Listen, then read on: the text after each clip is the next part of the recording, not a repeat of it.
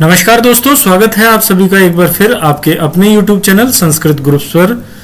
आज का वीडियो है साथियों RGHS यानी राजस्थान गवर्नमेंट हेल्थ स्कीम के अंतर्गत विभिन्न विभागों से सेवानिवृत्त हुए कर्मचारियों अर्थात पेंशनर्स का RGHS में रजिस्ट्रेशन के विषय में।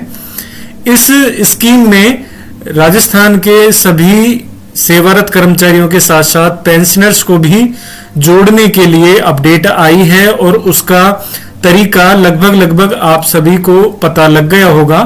फिर भी कुछ कंफ्यूजन थे, कुछ साथियों के मेरे पास समस्यात्मक प्रश्न थे, तो उन्हीं का समाधान करने के लिए एक पेंशनर्स का मैं लाइव आपको RGHS पर रजिस्ट्रेशन करके दिखाऊंगा कि कैसे आपको रजिस्ट्रेशन करना है। तो चलिए शुरू करते हैं आज का वीडियो। तो साथियों, इसके लिए आपको करना यह है, आपके इंटरनेट ब्राउजर को ओपन कर लेना है। इंटरनेट ब्राउजर को जैसे ही आप ओपन करेंगे तो ब्राउजर में आपको राज SSO यानी sso.rajasthan.gov.in की ऑफिशियल वेबसाइट खोल लेनी है।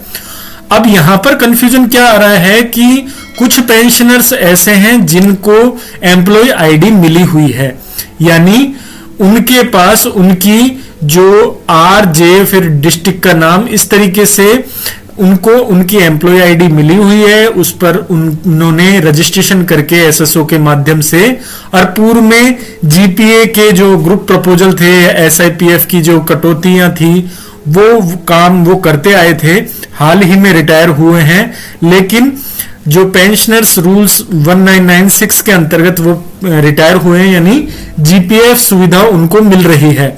तो उन लोगों को जो रजिस्ट्रेशन करना है, तो यदि उनके पास एम्प्लॉय आईडी है तो वो कंफ्यूज ना हो, वो अपनी एम्प्लॉय आईडी से यूजर आईडी, पासवर्ड और कैप्चा यहां डाल करके लॉगिन कर लें।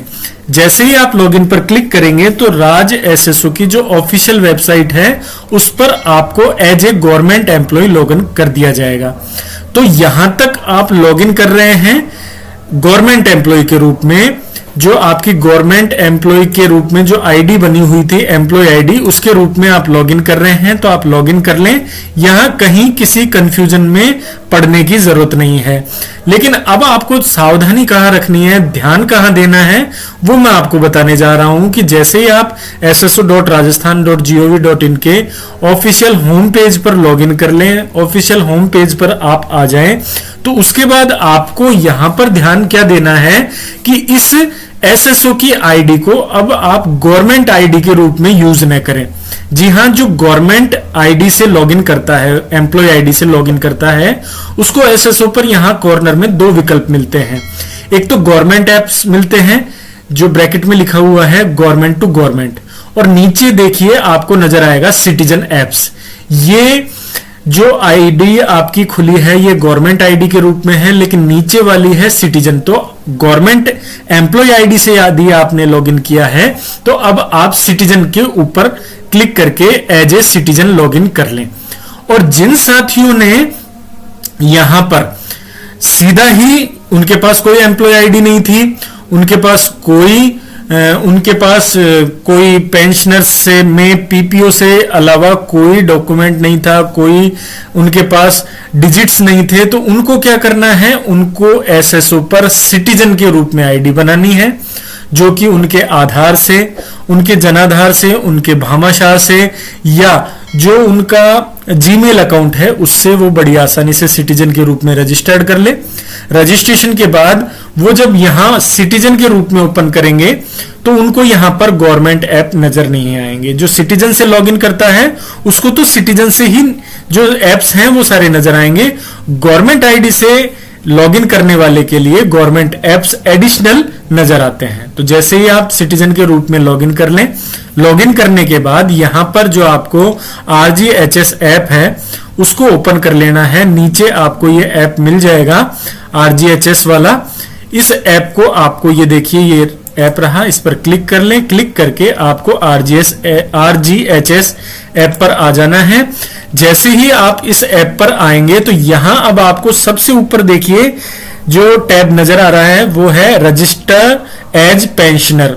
तो अभी केवल यही टैब एक्टिव हुआ है।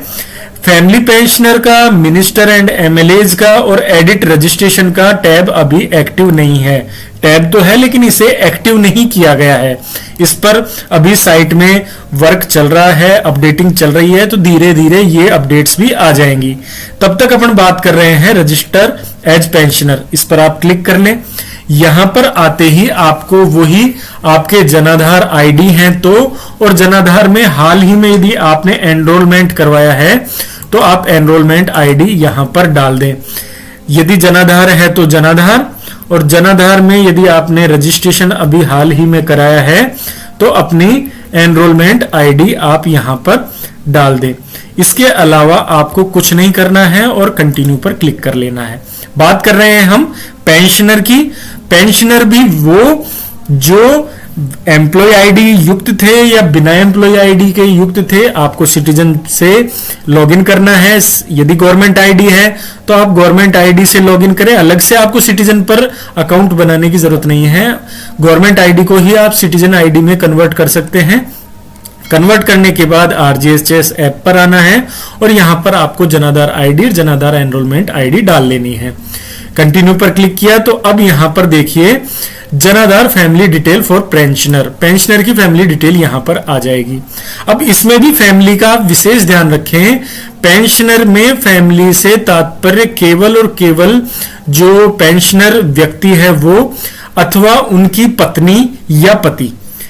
उसके अलावा यदि उनका कोई पुत्र अथवा पुत्री दिव्यांग है तो ही फैमिली में शामिल किया जाएगा, अदरवाइज फैमिली में वो उनके बेटे बेटी या किसी भी कंडीशन को शामिल न करें। ये पेंशनर्स के रूल्स के अंदर आपको पढ़ने को मिल जाएगा। ठीक है, तो पेंशनर हो और पेंशनर की पत्नी या पति जो भी है, चाहे वो भी गवर्नमेंट पेंशनर है कोई बात नहीं है, लेकिन केवल पति या पत्नी यानी स्पाउस को आप शामिल कर सकते हैं। इसके अलावा बेटे बेटियों को दिव्यांग होने की स्थिति में ही, आपके ऊपर आश्रित होने की स्थिति में ही आप यहां पर शामिल करें, अन्यथा जनाधार उनका अलग बनवा दें और जनाधार में नाम है तो आप यहां पर उसको सेलेक्ट न करें नीचे।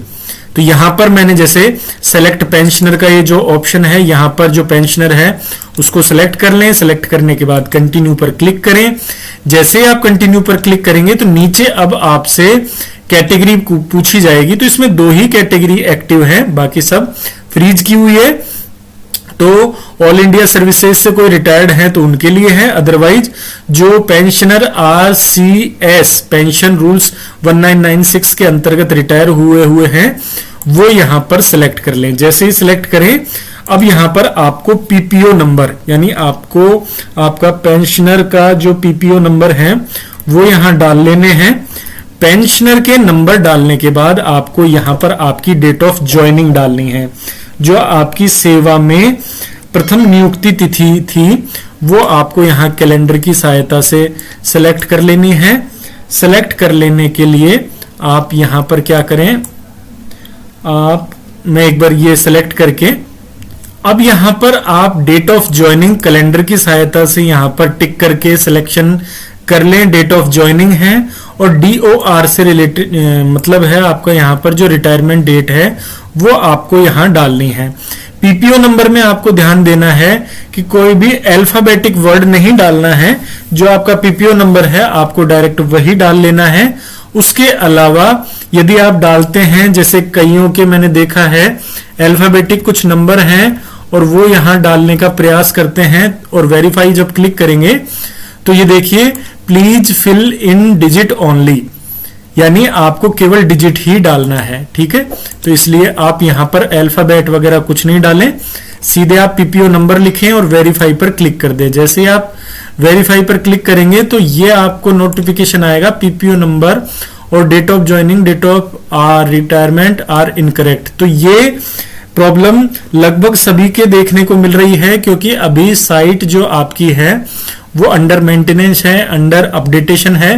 तो आप बार बार ट्राई करते रहें। जैसे ही आपकी ये चीज अपडेट होने के बावजूद भी इनकरेक्ट बता रहा है तो जैसे ही साइट अपडेट होगी आपकी ये चीज ले ली जाएगी और डाटा सेव्ड सक्सेसफुली और रजिस्ट्रेशन सक्सेसफुली आपके पास यहां पर आ जाएगा और रजिस्टर्ड मोबाइल पर आपके पास मैसेज भी चला जाएगा। तो इस तरीके से आप पेंशनर्स का जो आरजीएचएस पर रजिस्ट्रेशन है वो कर सकते हैं। हाल में तो यही अपडेट है, नेक्स्ट कोई अपडेट आती है तो वो लेकर के आपके बीच में हाजिर हो जाऊंगा। तब तक के लिए अनुमति चाहूंगा। और चलते चलते निवेदन आप सभी से यही कि यदि आप चैनल पर पहली बार वीडियो देख रहे हैं या पहले भी वीडियो देख चुके हैं और अभी तक आपने चैनल को सब्सक्राइब नहीं किया है तो नीचे नजर आ रहे रेड बॉक्स को सब्सक्राइब पर क्लिक करके आप चैनल को सब्सक्राइब जरूर कर लें। ठीक है साथियों, बहुत बहुत धन्यवाद।